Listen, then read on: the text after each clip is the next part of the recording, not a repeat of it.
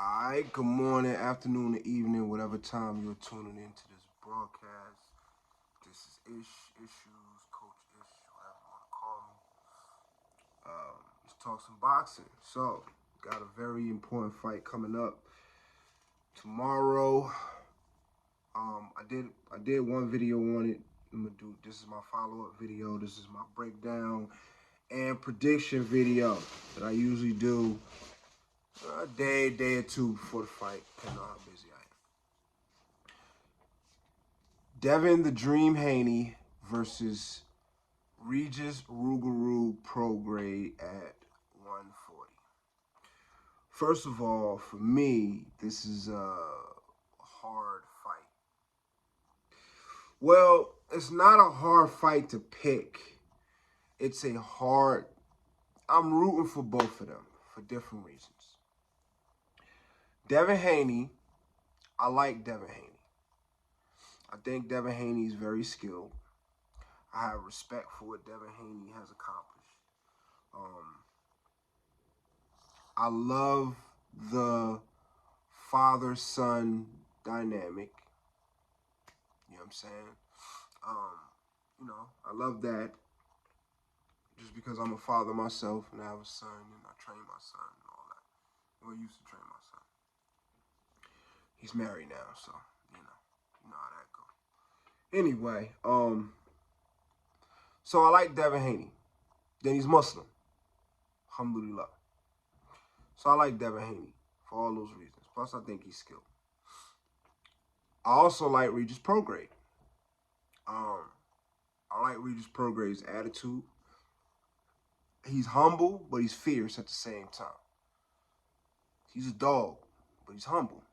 He's a humble kid. You know what I'm saying? But he's a killer as well. So I like his attitude. I like his fighting style. I like Devin Haney's fighting style as well. We'll get into that breakdown in a minute. But Regis Prograis, I also like just, you know what I'm saying, like, he's from New Orleans.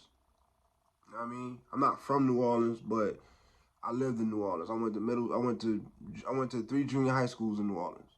So I went to my whole elementary school, junior high school, middle school. They call it middle school in Georgia, but in New Orleans it's junior high school. So I didn't move to Georgia until high school. So elementary school and middle school I spent in New Orleans.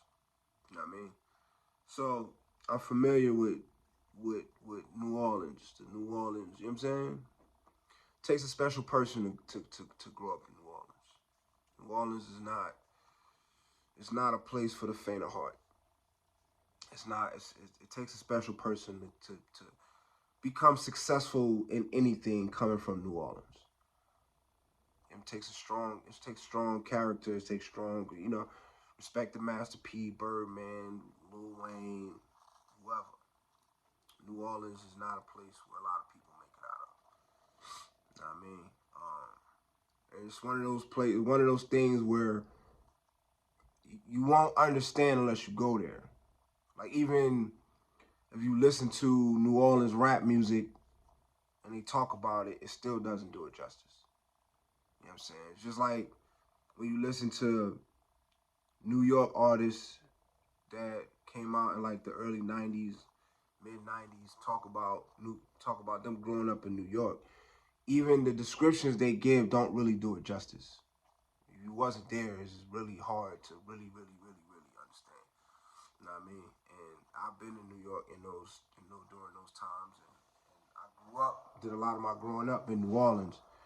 You know what I'm saying? And like, pre-Katrina. You know what I'm saying? Pre-Katrina, So for that reason, that's another reason why I really like Regis Prograis. You know what I'm saying? So that aside, let's talk about their styles. No, let's talk about their last fights.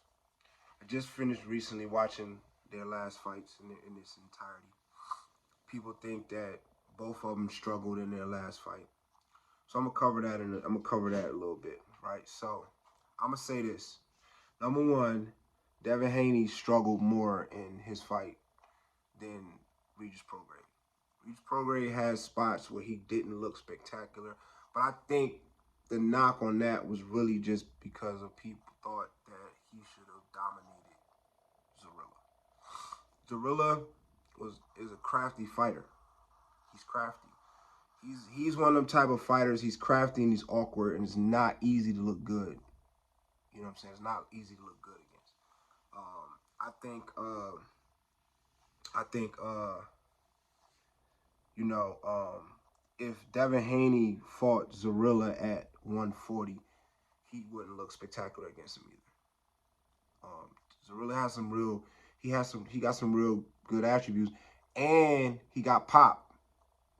He one of them type of fighters where you can't sleep on him because he throws awkward shots from awkward places, and you can't sleep on him because if one of them land correctly, you can put your lights out. That's Zorilla. You know what I'm saying? So with that being said, Prograis didn't go in there and dominate, but he didn't face adversity. He didn't face that much adversity either. He just didn't look spectacular, but he didn't. There was no point in the fight where he was getting his ass whooped. Now, Devin Haney, on the rewatch of Devin Haney versus Lomachenko, um, I changed my attitude about that fight. When I first watched it, I thought Lomachenko won the fight. Then I watched it again, and I was kind of like, I still kind of think that. I think this is like my third time watching it in total. But this third time I'm watching it far removed from when it actually happened. And Devin Haney won that fight. Devin Haney did win that fight, legitimately. He won that fight because he was doing a lot of things. He was doing the more steady work. Lomachenko had moments. What he was trying to do was win the fight by having these moments in the rounds where, you know, he may land a combination or whatever and just use that to kind of sway the judges, right? But honestly, Devin Haney was doing he had the more steady work. He was landing shots to the body on a regular. He was landing the jab on a regular. He was landing, whenever Lomachenko got in range, he would step back and land a shot on a regular.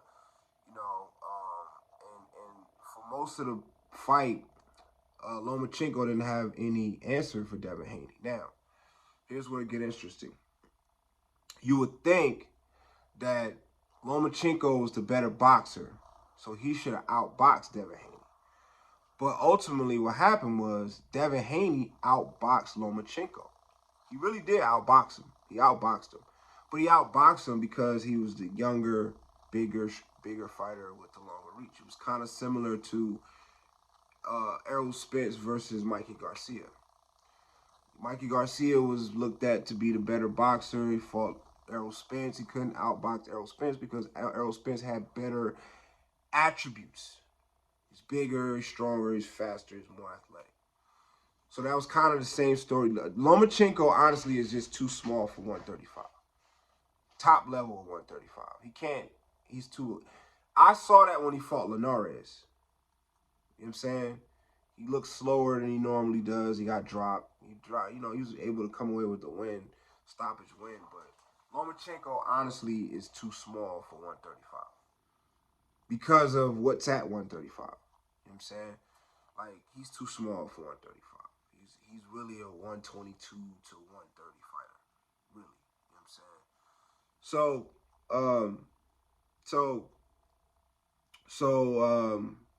But what Lomachenko did do, especially in the later rounds, when it turned into a fight, he was winning them shits. He was beating Devin Haney ass in a couple of them, and like especially in like the 11th round, he was beating Devin Haney ass. When he decided, see, Lomachenko lost that fight because he was doing the same thing he did against Lopez, which was spend the first part of the fight being extra cautious and extra elusive, and then waiting too long to finally be like, fuck it, let's just fight. You know what I'm saying? I'm going to use my skills to win the fight. Because that's what you got to do sometimes as a boxer.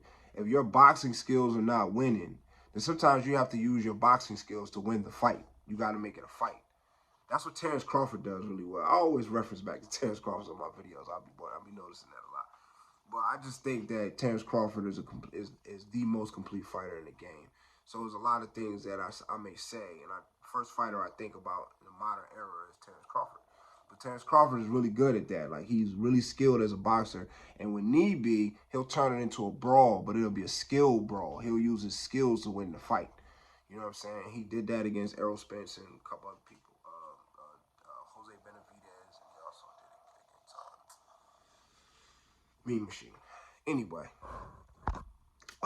so Lomachenko, when he had that attitude, like in the 11th round, 10th, 11th round, more so in the 11th round, that was the best. What's called it? He was whooping Devin Haney ass. It was a couple times in that fight too where he was whooping Devin Haney ass, and Devin Haney was in the corner, not sure of himself. That happened. We seen it.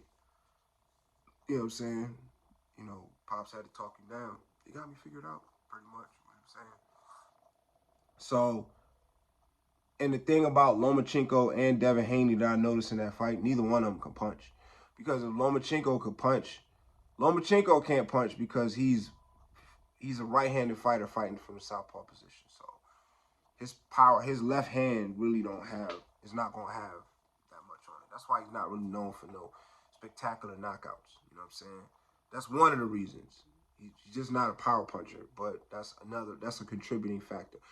And so he couldn't hurt Devin Haney. He was hitting Devin Haney with shots, and he was beating Devin Haney ass, and he was landing that. It was a part of the fight where he was landing that left hand at will. You know what I'm saying? And Devin Haney was visibly shook because of it. You know what I'm saying? Pops did a good job of talking him out of it, but for the most part, Devin Haney won that fight. But he won that fight. But there was times in that fight where Lomachenko was beating Devin Haney's ass. He won the fight overall. I feel like he outboxed Lomachenko, but there were certain parts in that fight where Lomachenko was whooping Devin Haney's ass. When Lomachenko turned it into a fight, he was whooping Devin Haney's ass. Problem with that is he ain't got no punching power. So it didn't mean nothing. And part of the reason he was able to turn it into a fight because Devin Haney ain't got no punching power. Even though Devin Haney was landing flush shots throughout the whole fight, shots to the body, he was landing more shots to the body. They wasn't necessarily slowing Lomachenko down. They're supposed to. And now, let's say if Tank Davis was hitting Lomachenko to the body like Devin Haney was for the first 4 rounds, Lomachenko probably wouldn't have made it out of the 7th, 8th round. You know what I'm saying? He would have had him pretty much. You barely move because them body shots was hurting. Devin Haney clearly don't have no punching power. You know what I'm saying? Got good boxing skills, but he clearly don't have no punching power. And he wasn't able to keep Lomachenko from whooping his ass. So, Regis Prograis can fight. He can box too. He's a boxer. He can box. He has boxing skills. He is actually the example of what I'm talking about. Somebody who used their boxing skills to win the fight. He can fight. He can fight. That boy can fight. And that's typical. Like New Orleans, I've been in the most fights in my life as a kid in New Orleans. You know what I'm saying? Like New Orleans, everybody's down there poor, so it ain't nothing to do but fight or shoot or kill or whatever. You know what I'm saying? When I was growing up, it was fight. Fought every day in New Orleans as a kid. We fought every day in New Orleans as a kid. Whether we fought for fun or we was fighting. Or fighting over something, or fighting over a girl, or fighting over something somebody said in school. And when we wasn't fighting, like fighting, we was fighting for fun. You know what I mean? Watch the Kung Fu movies and the Last Dragon or whatever, and we would fight, just to fight. So he come from a place where, you know, people like to fight, and you gotta fight through life. So it's indicative in his style. He likes to fight. He has that same left hand that Lomachenko was landing. That's not gonna Devin Haney. He can't afford to get hit with them from Prograis because Prograis, he don't have a looping left hand, right? So you got the looping left hand. Like sometimes fighters when they like Deontay Wilder does it with his right hand, right? You know what I'm saying? He throws that the shot comes from back here and they loop it around, right? So you got the looping left hand. Manny Pacquiao, his is more of a straight left hand. He throws that straight left hand. Lomachenko throws that straight left hand too. Then there's a clubbing left hand or right hand, but there's a clubbing shot. The clubbing shot is the most dangerous of all of them because it's a hybrid between the two of them, right? So a lot of people throw the looping to get that momentum of swinging it from way back here and just swinging it, right?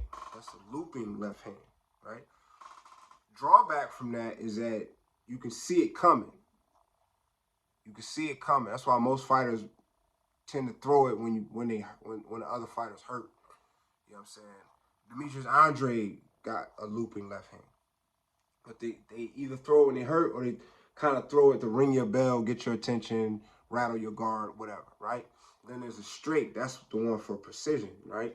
You throw that with, you throw them all with your waist, but that was more dependent on waist movement because you don't want to draw it back to, you know what I'm saying, signal that it's coming. It's just bang, right? Then there's a clubbing left hand, which is like a hybrid of the two, where it comes from here, but it comes up, and then it turns over short, right? Boom, turns over short. Regis Prograis have a good clubbing left hand. That's what he like to knock people out. It's like a fight. It's like a punch you would throw in a street fight. You know what I'm saying? It really, that's what it looks. And a lot of times you see him throw it, that's what it looks like. Something you see on a movie or something, like, you know what I'm saying? So that left hand is dangerous. And it's fast, it's destructive. And if Lomachenko's left hand was landing at will, Prograis will land at will. And I don't think Devin Haney has the chin to stand up to Prograis. I think Devin Haney can hit Prograis with whatever he wants. Because another thing about Prograis is that he's very durable. Got good punch resistance or whatever. So I think Devin Haney can hit Prograis, because I've seen Prograis throw some shots while getting hit and still connect. You know what I'm saying? It's like sometimes when he's getting hit, he's not even caring about getting hit. He's more preoccupied with landing. And when it gets to those points in the fight, I don't think Devin Haney has the chin to stand up to Regis Prograis. I think Devin Haney could outbox Regis Prograis, but here's another thing too. I think Regis Prograis has been in the ring with better competition than Devin Haney has. Because Devin Haney, I mean, his best competition that he's been in the ring with so far has been Lomachenko. You know what I'm saying? You know, you can say Lomachenko, and I wouldn't even say George Kambosos. I don't think George Kambosos is that good. I'm sorry. I know he had all the belts at one point, but I don't. You know, he beat Lopez or whatever. I don't think he's that good. So other than that, he was in there with a hobbled, old hobbled, what's my man's name? The Guantanamo Cyclone. Damn, what's the boy's name? I got it at the tip of my tongue. Wow. Gamboa. Gamboa, right? Yuriokis Gamboa. And he couldn't even drop Gamboa, and Gamboa gets dropped by everybody. In fact, Devin Haney is the first superstar that fought Gamboa that didn't drop him. He's the first top-level opponent that fought Gamboa that didn't drop him. Gamboa gets dropped even when he wins. You know what I'm saying? He's been knocked out. He's been knocked out multiple times. He got knocked out by Crawford. He got knocked out by Tank. You know what I'm saying? Even when he's won, he's hit the canvas. So Gamboa gets dropped by everybody, and it was real telling to me that Devin Haney fought him for 12 rounds and he didn't even wobble him. So Devin Haney ain't got no punching power. So all the boxing skills in the world, plus a lot of times he's defensively irresponsible. So he gets clipped a lot. He gets hit a lot. You know what I'm saying? Like I said, Lomachenko was whooping his ass at one point. So that same thing, that's Prograis, that's what he's saying he's going to do, and that's what he has to do to win the fight. I don't think Prograis is going to win a boxing match against Devin Haney. I think he got to go in there and whoop his ass. And so, based on the fact that Lomachenko was able to be successful in whooping Devin Haney ass in a portion of that fight, which got a lot of people believing that Lomachenko won, I think Prograis can have success whooping Devin Haney's ass. I think Devin Haney's gonna have success outboxing Prograis, but I think eventually Prograis gonna start landing, and then he gonna smell blood and he gonna go for the kill. So for that, I'm picking Prograis. Picking Prograis to win. The fight could go either way. Um, Prograis could be off his game, and Devin Haney kind of take advantage of him and just outbox him. You know what I'm saying? But that's what it'll have to be, in my opinion, based on what I see. I think Prograis on his game at his best could beat Devin Haney. I think he could beat Devin Haney. He's not a bad boxer. I don't know people trying to. He's not a bad boxer. He's not a bad boxer at all. He's just not a traditional boxer. He's not a traditional modern boxer. If you look at his style, he has more of like a throwback style. He has more like a Rocky Marciano throwback style. You know what I'm saying?